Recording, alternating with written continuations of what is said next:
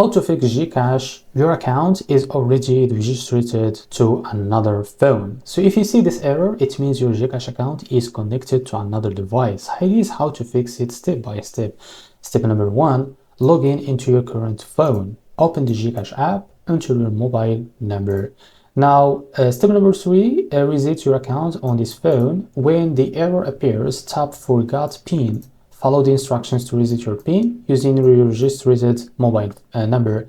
Step number 3, ensure your SIM card is in your phone. Make sure that the SIM card linked into your Gcash account is in the phone you are using. Gcash sends an OTP one-time password to your registered number. Step number 4, reinstall the app. If the error continues, install the Cash app and download a Gcash app, and download and install it again from the App Store or Google Play. Step number 5, contact Gcash support. So if none of the above works, or contact Gcash Help Center, open the app and tap Help. File a ticket and explain the issue. My account is registered to another phone, but I want to use it on this one.